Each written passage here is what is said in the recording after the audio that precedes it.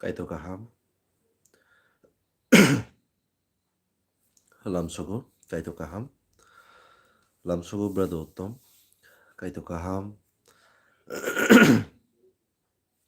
Bin Khairukma Hamzakma, Paiflaya, Hallelujah, praise the Lord, Kaito Kaham.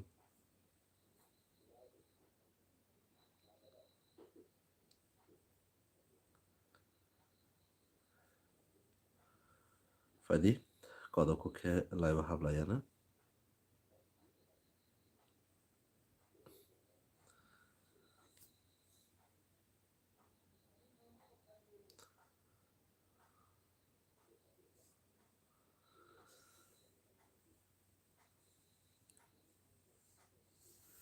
Kaito Kaham, Bin Khairukma Hamzakma, Te Bini Hamari Rock Paiflaya, Kodoko Ke Laiva Hablayanai.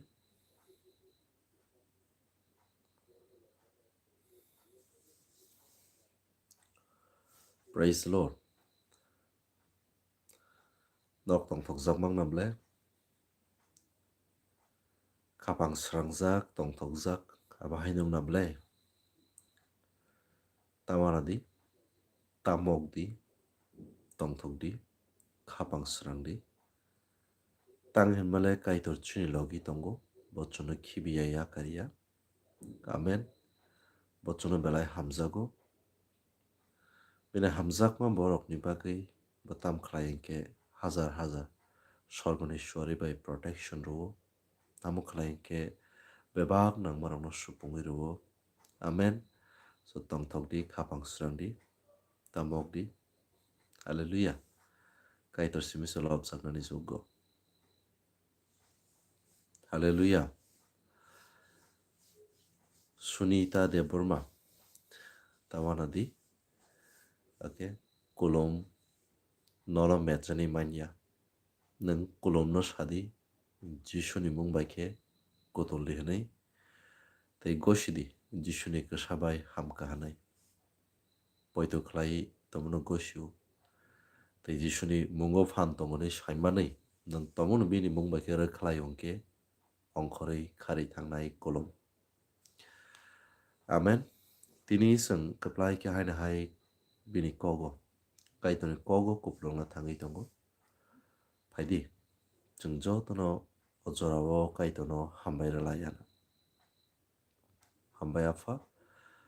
Nang ojora kaham erens klairama bagi. Nang kibia nang yakaria. Jishuninti kita sharsa o life session no. Klai tongnai. Jotoni shakawo. Yagulok nanai jotoni shakawo. Ani bokrok ni simyakung zora te jot ani bokrong simyakung zora. Jishunin ti katana sarsaw. Thank you Lord. Thank you Lord friendly. Thank you Holy Spirit chubana ngelo kita mo bagi. Bebak nintan ya paro kaplay Jishuni mumbai. Amen. Hallelujah. Hake sing tamnok ngero John chapter 10 verse 1. John chapter 10 verse 1. John chapter 10 verse 1. Ang narong no shoyne kubikok shaw. Okay. Kot ni duglam tei habiawi kereng sasak tei hapnai borok bo shikok se dagait se. Mera duglam. Okay. Mera duglam tei habia aborok abo shikok haikaba dagait se.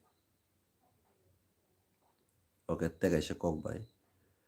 Chang normally chini nogo biang ti hap duglam tei na nukong sakagui na tailam haikaba janala haikaba forki ayang tei biang tei. Oro laibo tongnai rok biang ni nogo hap duglam tei na keba tailam tei. Okay, duglam tei. Hain blana sing to duglam tei hap na ble. Okay. Pia shikok biang ti hap. bo tailam sakagui okay nokong sakagui wall sakagui okay tala sabayui abongka sikok dagai rok hapmani ang narokno soino kubi kok sao mera doglam tui okay habiawi gerengsasak tui hapnai borok bo sikokse bo dagaitse doglam tui hapnai bose mera mwrwknai amen boso doglam mwrwknai doglam phiogiriwo okay mera rok bini kok khnao hake bo bini mera rokno okay mungkhui ringi phatalo trango amen mera mwrwknai bini mera rokni bumung mano mera rok bini khorangno bujiwo te a mwrwknai mera doglam tuino habu phiaba mera okay no mera no khokna phainai ke biang de hapnai okay te kubun jaga tui wall saka tui haikaba tailam sakagui hainba na norok bera sakagui rok togrok korok khokjaka nogrok sikok abo hainai di bera kona tui rok yak rohorui khogui tlangai tango okay ambagin chung tini fadi srai srai layana I tell you the truth, anyone who sneaks over the wall of a shepherd rather than going through the gate must surely be a thief and a robber nisao. Tamo doglan tui habiawoi wall saka tui tikubun thai tui habnai rok saborok ke aborok ngka sikok haikaba dagai okay but the one who enters through the gate okay is a shepherd piaba soi doglan tui habnai bono a soi mwrwknai kaham te mera rok tamo ke a mwrwknai ni khorangno bujiwo the gatekeeper opens the gate for him okay te a gate tongnai bahai no malik singke ba siniwo ambagi doglan phiogiru and the sheep recognize his voice and come to him himself malik singke ba khorang bujimani bagai malik ni gana phayu himself mera rok he calls his own sheep by name mera no bumu khuinungo malik okay and leads them out te bumung khui masa ke phataro tlangi thango himself hallelujah praise the lord abun bagin chung tini oro tam sranglainai hinke nari sangsaro borok podre porno tongnai okay te kwbangma situation nini life o sok painai kwbangma circumstances o nang okay soginai haikaba abono nang okay ainti ning yapri masyanai okay mera or example nahari sajak mani mera okay bono mwrwknai tongo mwrwknai hinke ba doglam tui habu bumung bo mano te ringi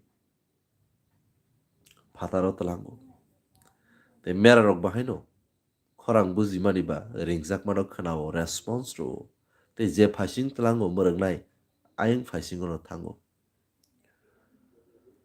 hallelujah phiaba tomungno khogna phainai hinke wall kasawoi okay botharoi haikaba kwbangma te kubun lama tui phai mera no khogui tlangai thango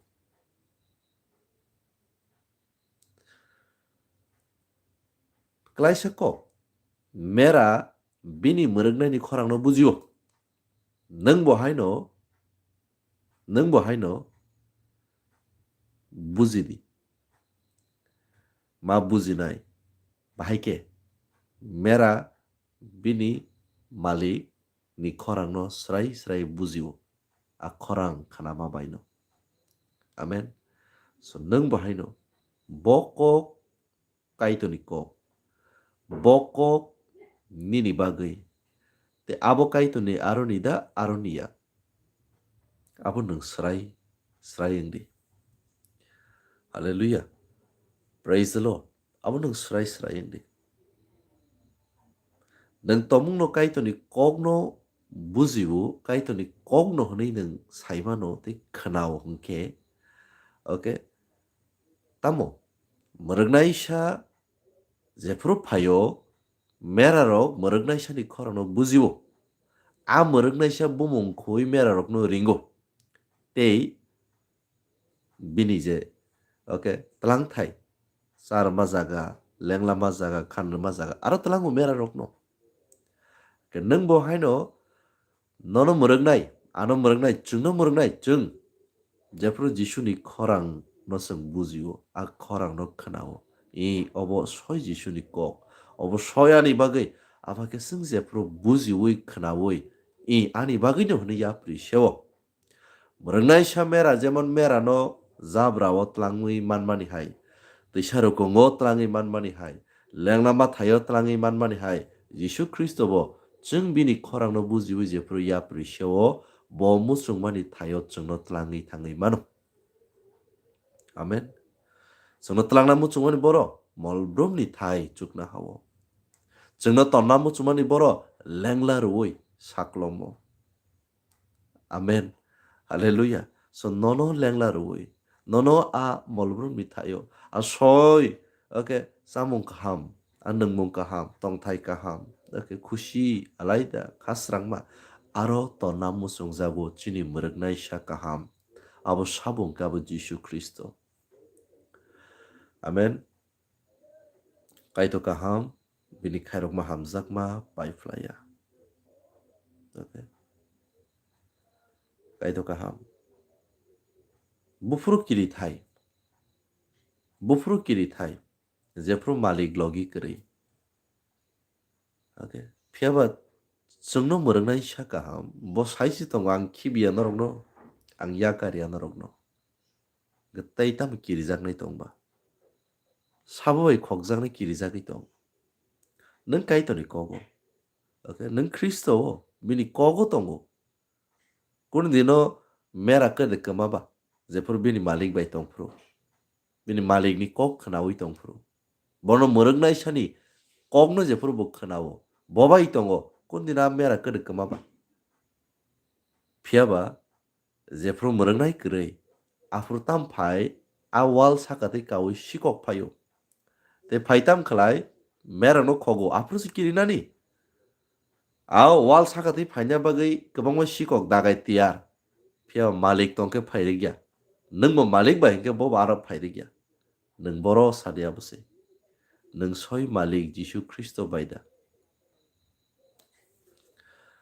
hallelujah kaito kaham miao ang korbugo sogika horo okay bike baike motorcycle bike sarik engkhaong khormani ke belai kechangkha lamao haifano jisuni mungbai hnai kodoku khe doi thangka fellowship 6:30 o chengo okay so thangka sogika fellowship chengi tongwa jorawono okay so naisingnai rokbo naisingni tonglayo jefru sogika okay tongthogo tangai tongthoka hangke tangai tongthogui tong hangke okay asuk journey kolok okay hor okay kesangma okay kwbangma okay lama hamthaya aborok kunphano okay bwkha swairiya mane tam asuk kosto khlaikhe nung ama hair kun wansungma tupaya tam ungke tebsu tongthokma phayo tebsu khom ma tongo tebsu phan gwnang haike ma tongo tangai hingke mwrwknai sa logi tongmani bagai Okay. Kaisa lama ongkor ke accident dang no jani borok ni kirima phiaba tong thogo tangi hingke accident o kelaya mwrwknai sa mwrwgui tongo. Okay. Logi tongo khom khom. Okay. Hallelujah. Mwrwknai sa mera rokno bumung khoi ringo ni sao. Yes. Chini bokhorok ni bwkhnai poido lekhajak chini mwrwknai sa Jisu Kristo. Amen. Tei tini sapung kaitoro fellowship okay pungo teo ba kinu sing tini picnic rok akorok khlai laye okay picnic bolten hai sala jen bagaya fellowship jetu fellowship kaito ni kogos koplong ba ka chamung bu kaito arrange khlai ro chamung rok chalai man laika okay aba ka arian borok bai tini bela ke enjoy khlai ka kaito ni kogo. Amen. Tangke mera bini malikni khorangno bujiu chung Jisu Kristo ni kogni bagui always khirki tiyar okay chung wnglainani nangnai seler thai okay akai kha abo hairok chintani sokpai thai krei mera bini mwrwknai ni khorangno bujiu tei khnao tei logi logi thanguni sao chungbo jephru pano kaitoni kogni bagui Kristoni kogni bagui kathang kogni bagui tamo always khir khiring thai akai jagyang thai seler yang thai. Amen. Sing yang tolau pori phake nugo. Verse 5. John chapter 10 verse 5. They won't follow a stranger. They will run from him because they don't know his voice. Meraro shikongni khorangno khnaya. Okay. A khorangno ruk tharia. Tangle a khorangno borok sinia buziya. But mwrwknai sani khorangno ke borok buziu. Khnao. Tei boje tlangma thayo thango. Phiaba mera sikokren khorangno buziya. Sikok tlangna phaike sikokni logi thangya. Okay. Aboni bagino chini mwrwknai kaham. Okay. Sing sabuni mera ke Jisu Kristo ni. Amen. Aboni bagino bini khorangono chung tongo hingke bini kogno no sing importance ro a kogni bagui okay chung akayu hinya seleru hinya te a kogni bagui sing always kiringi tongo hingke. Hallelujah. Praise the Lord. Tamo. Okay. Mwrwknai sa a mera no jabra kwkrang phasing tlangai mano. Terokong tui kihimreui mano. Okay. Kati mungrui mano. Chamung no yapari mano. Nungmung yapari mano. Abang bagin faidi. Tini okay. Complain kebang ma tui hai keba. Kebang ma buksar no nugui. Baka kamnai kamlayo. Okay. Te shopungjak thung dak dike. Musungjak laimani kebang ma. Okay. Baka. O baka no selairi mandai. Okai tor simisi. Hallelujah. Nini buksa nangi tongmarong no supungi manai abo kaito simisi amai kaito nono slaina musung jago nini buksa no supung na musung jago phiaba okay phiaba pohor na bagai kerosene lojana nango hainblana chati singna bagai jefur kerosene lojago afruse aro chati muchungi mano nang angbo haino tomung no aje soyo supungjakna nangma jaga supungjagya hingke kaitorbo musungui pohor khlaina musungman khlaimai ango hayadiba ang nogo chati muchungui chungsa saka tonar muchungo a kupio kerosene chikri ang bahake muchungnai ba pohor khlaina muchungman khlaimaiya so nini ani langmo ba haino kaitor Jisu Kristo no rohorka khushi khushi. Hallelujah. Praise the Lord. Jefro sung thimungo Jefro sung mungsa sinimung krei जेफ्रो जों कमाना नाय तंखा जेफ्रो जों मरके हाव थाना बागै हिमी तंलायखा Afro केबो फनो okay जिसुनो करे केबो फनो चिनी ngै lamang फाइने बुकरै जिसुनो करे केबो फनो ओके थैमुं yakni जोंनो ओके कातिरना बागै कासुना बागै हायकेबा जों जासो लेगला गायनि तंमा जागा सुथ्रावै मोचांग्राना बागै केव फाइने करे फियाबा जिसु ख्रिस्ट फाइका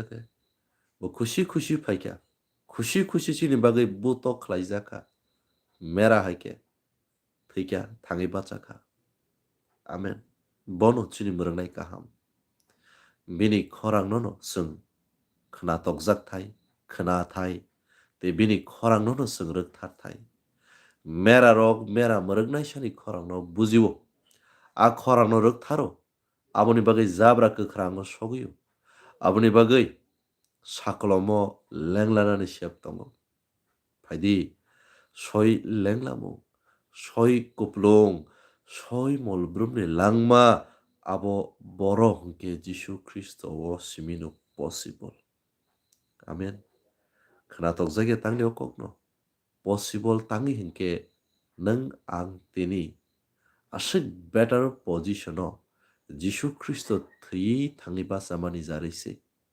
बस सेक्रिफाइस खलाया हंके तिनि काइतोनि नुखुंनि इंरानि चिनि कुनो लामा तंमानिया बस सेक्रिफाइस खलायके बिनि लाइफ नो ते जोंनो हालक कताल मानजुइ रेखा ओ हालक तामु हंके मलब्रुमनि हालक काइतुरबाय बर' चुकना हावो आमेन आमबागिनो सय मेरा रक ओके सिककनि खरांनो रोगथारिया सिककनि खरांनो खोनाया ओके खोनातक गोबां मानो दङ मोनै कथक गोबां मानो दङ ओके स्राबसानि बागै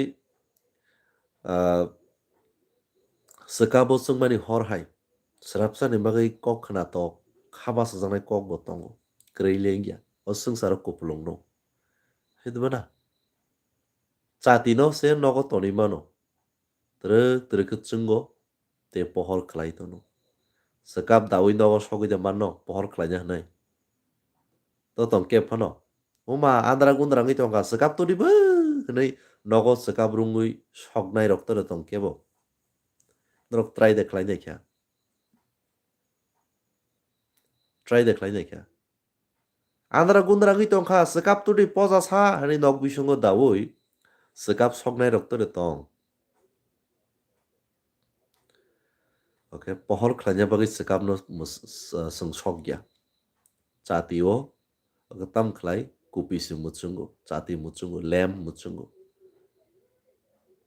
Aboni bagi no जों बबनो नांगा के ओके सय ओके चंगै तंनाय आ गजों ओके आबनो सोंनांगौ ओके हाय जलाय के सोङै बेबां खामरोबाय स्राब साकन पाइ थांनाय जा आबो हाया चंगै तंगै ओके सोंनो चुबाय तंनाय सो काइतरबो जिसु ख्रिस्ट तै सोंनो आबो हायनो खलायो नरक संसानि पहर हनै सोंनो okay Ambai khapang serangni.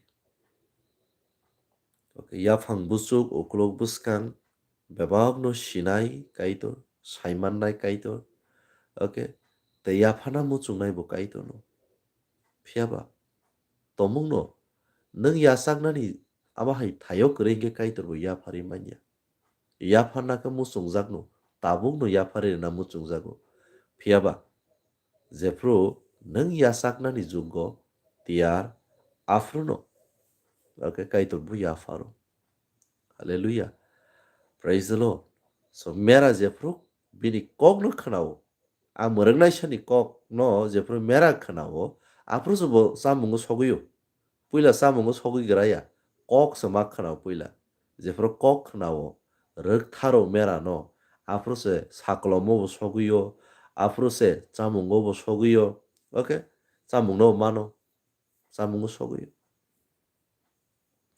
login chamung login no okay bebang nangma rok no ya phamana tamo chungdi puila mwrwknai sano Okay, sinidi bini khorangno bujidi a khorangno rwkthadi bowai baksa thangdi twi rukungo ma himnai jabra kwkhrang bo machanai tei tamo sakolamo bo lenglanani sep mannai. Okay, mera.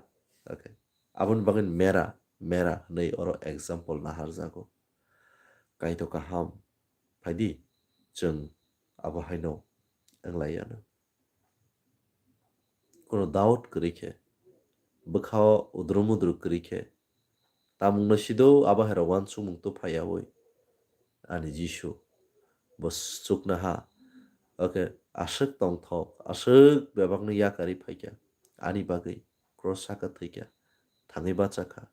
Okay, chwng abono poito khlaiwi. Okay, bini kokno okay rwktharwi a kokno khwnawi a soi chini bagui je tiyar a bebakno chini khlai chwng nalaiyano. Chwng verse 6 porikhe chwngnogo John chapter 10 verse 6. Those who heard Jesus okay use these illustrations okay don't understand what he mean. Okay, so yeah, he explained it to them. Baksa baksa buzilia motam saitong ke mera po mera Mwrwknai po sikok po. Okay, obviously mo borok amahai ke direct buziwi mayang itang payo. Explain khlainani chengkha I tell you the truth I am the gate for the sheep. Direct saga Jishu Christ apurke angno lama mera rong bagai ang selama chungno saitongo chini bagai Jishu selama. Amen. Praise the Lord. Right nanya ang Jishu no abahai hanai bo manu nang tam or Jishu tam saitong ba I tell you the truth I am the gate for the sheep. Ang selama duglam ang se duglam lama. Okay, tabuk balik kok nanya Jishu no Jishu kribongo. Okay, in kok bo thik no srapsani bagai engnai tana kaitor khairogui tongmaba hamjagui tongmaba. Okay, phiaba nongkhaba hamjakmano khairokmano sinani rwngriya ba sinani naya ba yasakna naya ba. Okay, kaitor khairogui tongmaba nongba o srapsao nini buddhi bai ko bai khe nong gothokna mwchangna chaitongnai kisa chanai kisa chaya. Okay, ba loko belai chwng chasa amai jaga phan nong thangai manui. But Jishu Christ o jaga duglam ni saitongmani rangna phaidi duglam phiogui hini saya. Okay, oro Jishu Christ saksang duglam gosiwi tongmani. Okay, nono chakri na phaidi rang na phaidi hini ringmani ya nono molbrung ni langma na phaidi se no. Amen. Praise the Lord. So aboni bagui no ang Jishu no nangya nung tomono sawi tong hongke tangi nangya. Okay, nung tangi nangya hini sai tongkha. Okay, nung abono wansui naidi the Jishu Christ Sabo. Okay, o jaga bo just phutangiri fashion show khaina bagui phaya bini phaimani purpose. Okay, chini bagui kaiton mungko chuni bagui chini bagui samung kaham khlaikya kaitoni mungno kusu khlaikya thangai paikya. Amen. Purpose no khona tamo or kaijana buya basa pro khainani buya rangsa kannani buya chakri khainani buya famous nani buya kun phani abo ninani bagui chini sumsung no sakangna bagui bo phaikya kaitoni mungno kusu khlaikya tei thang paikya. Amen. Nahar mung tam no khona blasa ninani bagui kaitoni mung kusuni bagui paikya thangka phaidi chung bahai no sangsaro kaitoni mung kusuni bagui boroni kahamni bagui. Hallelujah. Praise the Lord. Sung puila akahamo yapri shalai tonglayana shalai mang tonglayana sabo kaham ke Jishu Kristo. Amen. Praise the Lord. Kaito kaham saboni bagui no phaidi nung ang soi sanamjak ba. Okay, borok munisho saisung asai mania borok munisho saisung sanami nalai mani buya sanamjak seba sanamjak rongni bagui no lamangi phaimani ba. Okay, tabuk sang goshi nana simino. Okay, tei kuno extra lama kre shortcut hone bo kre kung sukjanglai bo kwrwi phan phunukjaknai bo kwrwi tangai hinkhe tamno phunuknai nung bo phan no phunuknai tamno tuisu kung suknani tam tongmani ni okay nung je hamanai tongmani sabni jarwi abo sudo nung sina ringyangui tongkha okay nung tam khlaimano tong aboni bagui no phaidi hamanai tongo kwthang joto borokno kwthang swngcharni joto borokno hamanai tongo kaitoni jarwi kaitono no chance rwi tongo kaitono naisingui tongo chance tangui sajak hinkhe okay tangui chance hinui sajak hinkhe 2000 years lai thangkha already tamno lai okay jisu phainai hinui sajakmani okay abo 1 2 hinui lekhajak tei 2000 years lai thangkha okay aboni bagui no tabuk phano nung jai khaya sak nangyangui tongkhe maybe kaisa kotor loss wngna thangui tongo nung okay so loss o nung thangtong kaitor bo muchungjakya tangai hinkhe kaitor nono ano chungno jotono hamjago hamjakma bagui chung jotono sebrui tongo chung kha kifiltong okay malik okay rwmani lama lama o chung sok paithang bo muchungjago amen praise the lord phaidi abono amosuk tini kokolok to salaina thangya aboni ti bokocho tongo ang next slide po abono explain khlainai tini chung osuk jorano swrwngnaiano jefru sikok habo khokna bagui ni habo bo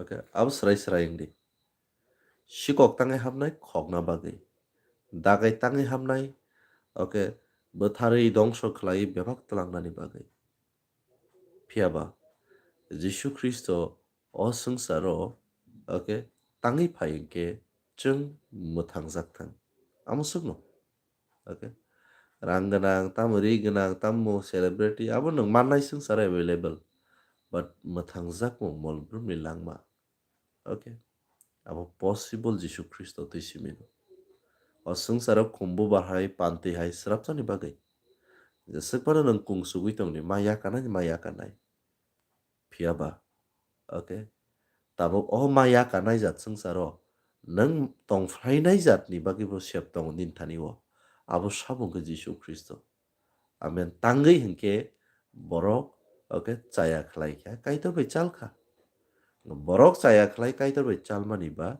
jisu borok wngwi achai phaikha borok ni wngwi joto sumchokno rujukha bo kok khnamani bai tabuk joto borok haina hai kaitor mokolo kaham tabuk chung kaitor ni mokolo kaham ba okay phaidi kaitor mani lama o chung himlaiano lama sabo wngkha jisu Kristo kok khe asukse simple se amen phaidi asa kolok phasing thanglailia chung jotono kaitono hambai rwlaiano o jorao Father thank you nung bless khlaikha srapsa jorani kwplai kok baikhe afani thani yafaro joto khnai tongnai rokno teborokni sakao kwplai kahama hamsa saknang declare khaio khnani salni bagui jano hambai khnani service ni bagui jano hambai thank you Lord ni thani yafaro nung logi tongo nung khibia nung yakari you are enough in our life nung tongo mane enough Lord temung sanai thank you Lord thank you Lord thank you Lord our life session ni bagui in Jesus name amen okay amsungno situng kaito kaham mini khairok ma hamjak maro paiflaya hambai